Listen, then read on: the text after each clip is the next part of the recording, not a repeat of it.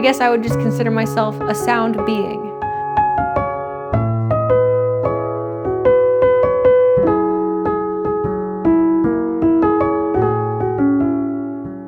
I worship music. I find it to be the same substance as everything else, and I find music an incredibly powerful way to learn about yourself, learn how to become who you want to be.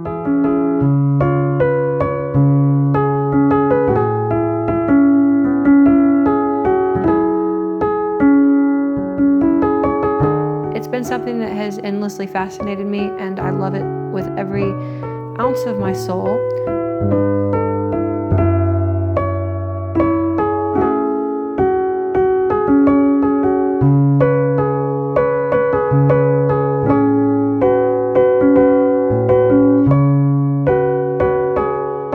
I composed for a really long time. I studied music composition and then eventually, went on to be in different bands and have different projects and stuff. Somewhere along the way, I became so fascinated with hearing more and listening to different cultures, music, and trying to hear more about sound itself. That's when I became really interested in trying to reach for more notes outside of just the normal 12 options that we have. And of course, I still play in 12 equal every day. I love music, it doesn't matter, there's no boundaries to it. It's all sound at the end of the day.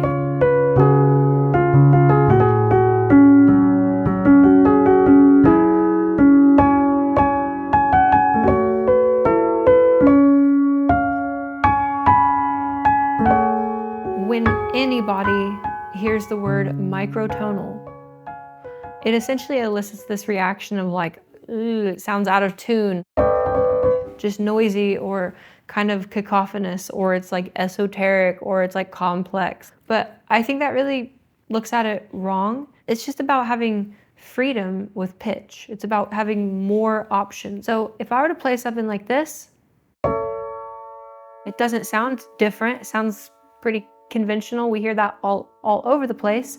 But now we also hear this. That's pretty familiar too. But then also have access to stuff like this. Like that sounds so cool. Or even something like this, which sounds kind of weird. It's almost like a gongy, like bell tone kind of thing. Or even something like this, which is super weird to the ear. And all these different things just sit in access right next to each other. So I can play things like, which we know that should be familiar, it should feel familiar. This, that should be familiar too. But then suddenly, it's like kind of familiar, but kind of not. And it has a whole new character that we can bring in and be inspired from. And this just goes for all the different things that we could explore. And that to me is really what justifies trying to have more than 12 pitches. Otherwise, it wouldn't be worth it.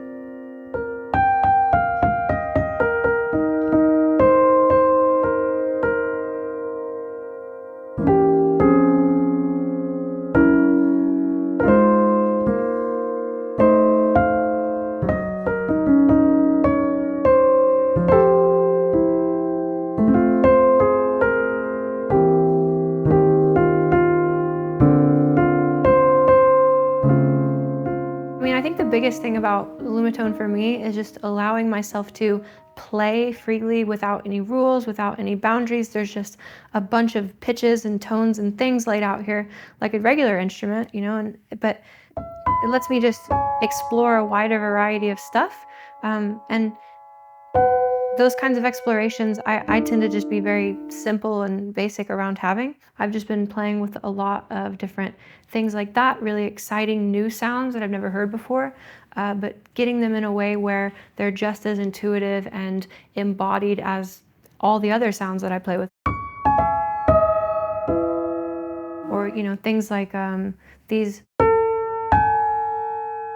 Those would be so difficult to play on a piano, it'd kind of be impossible. I think that's something that's really unique about the Lumatone in general. Like with a piano, you're kind of limited to that interface, but here I can map it however I want, it can look however I want, and that allows me to just break down all the boundaries or set new boundaries depending on what I'm feeling at that time. And that's really exciting to have that capacity and freedom over something.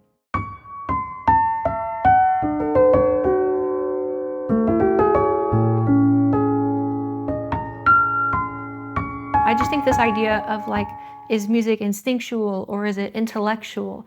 I think that completely is a false dichotomy, because ideally, why would you ever bother being intellectual about something you don't have instinctually or intuitively in action? I find this is a really, really great piece of equipment that allows me to ground and embody and really get in my hands and in my brain and in my heart so that I can have a stronger instinct around what I'm trying to play. The kinds of layouts I'm really interested in simply aren't accessible on a computer like this. So having them laid out in this way where I get to feel and press and see and connect that into the body allows me to really ground a lot of the musical ideas I think with a lot better and a lot more effectively.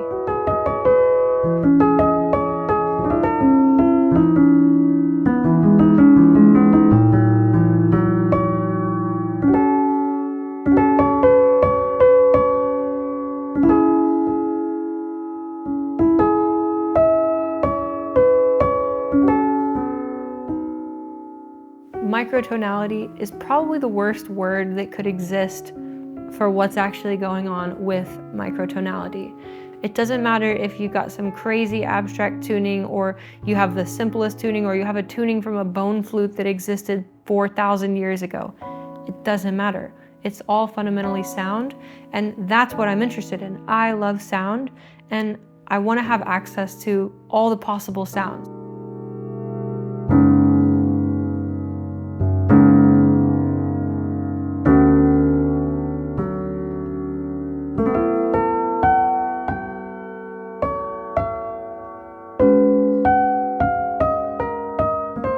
And if we change that palette of what's in front of us, then we change what we can, how we can express and what we can say and what we can feel in front of us.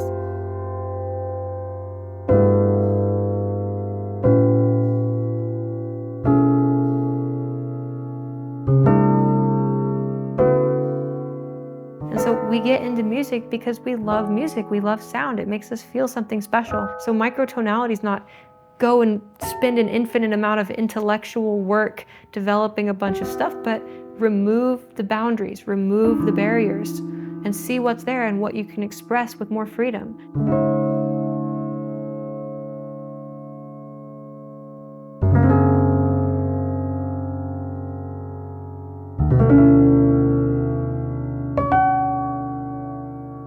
You know, I've had some people also say, well, why would I get a Lumatone? Like, I'm not really interested in microtonality, but I think it's really missing the point that it's not like just like a microtonal thing. It's not just like a geeky instrument. It's something that allows you to approach what you already love, the music you're already familiar with, from entirely new perspectives and entirely new ways. And I think that for anyone trying to get new ideas and sort of break new ground in what they're already familiar with, taking new vantage points and perspectives over that affords a capacity to see things in a way that you wouldn't have seen prior. You know, the hexagons or the sort of six-sided keys like that, they end up creating a certain structure that makes things really reliable on the instrument. Let's say you're trying to learn a major chord. If you learn a major chord on a piano, every single different place that you play on that piano, you're gonna have to change your shape. So it's like this and then like that, and you have to learn a bunch of different shapes for the same kind of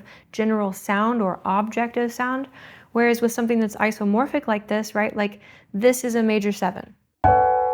It remains a major 7 no matter if I'm there, if I'm there, if I'm there, if I'm there, if I'm there. This is a major 7. So it really allows for this like portability of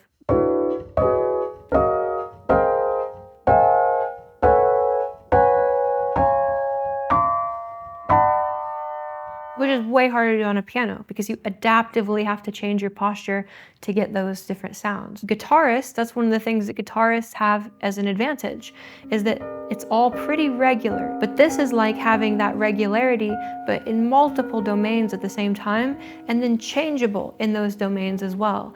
And so it kind of combines the best part of guitar with the best part of piano, but has more flexibility and versatility in terms of laying out how you're gonna make your music than both of those sort of combined. However, other layouts, let's say you take your notes that you like and you lay them out another way, then suddenly now you have a whole new thing, and now you can just waterfall and shape and play and mash, and the stuff is there in a new perspective.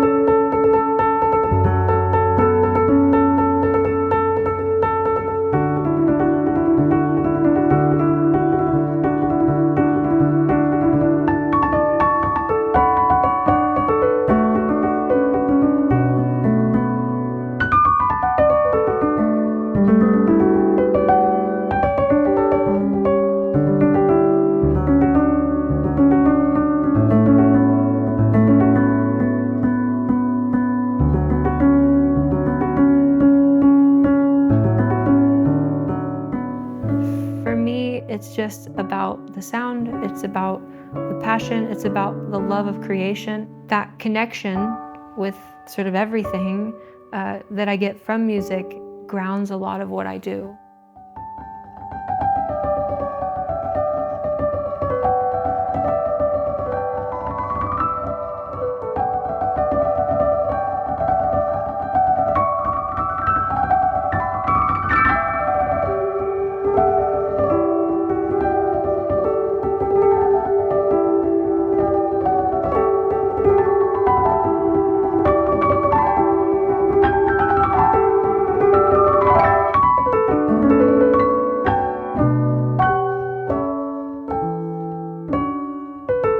One thing I love is, everybody knows this, right?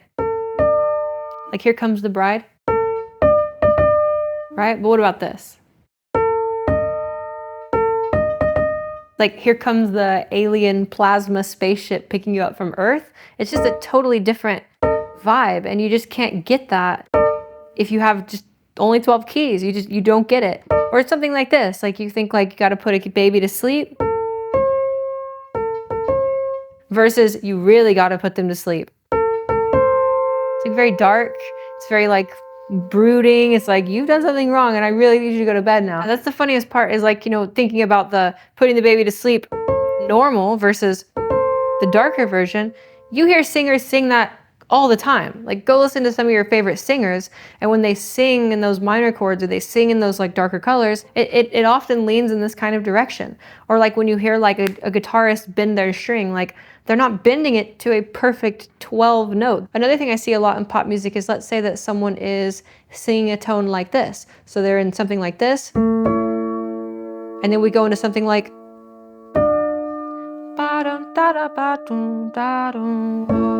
right? The singers often sing things like this. It just gives it a more mellow vibe compared to something like, we can get this instead right here.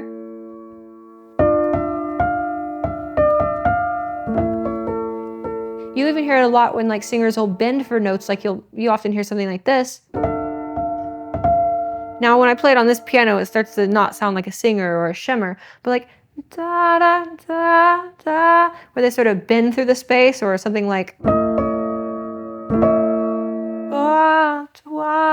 where you have that. A lot of the expressive stuff that happens in singers' voices tends to be how it glides across the space in a microtonal way. You hear these kinds of sounds all the time in pop music. The more access you have to sound, the more stuff you can make with sound, and the more sounds you have access to, and the more ways you can express yourself through sound. And I think that trying to put it in a box one way or another kind of misses the point.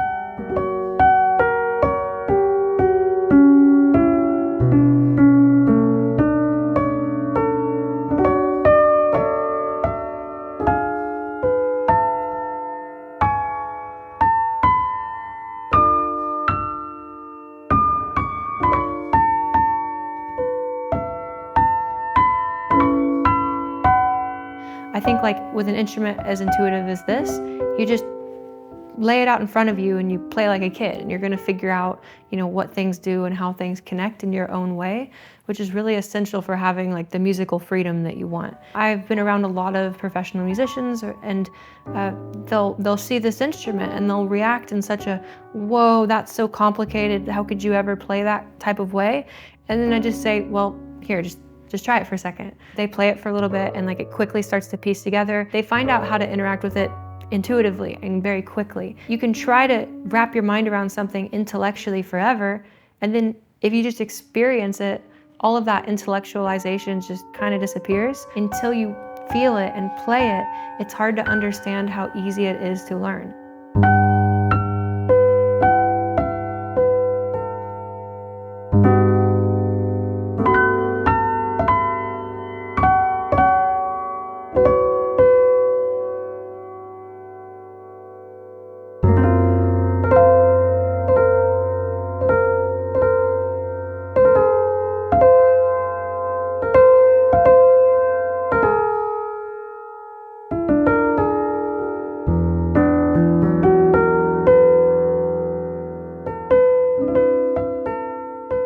I just worship sound and love it, and it has rewarded me with more in my life. Freedom, comfort, joy, love, passion, connection. It's afforded me a way to understand the world that other things haven't, and I'm not sure they would have as easily.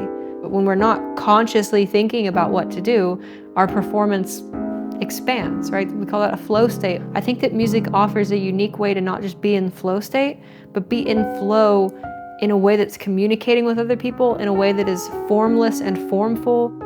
Formless, but so form-filled, and it means so much to us all.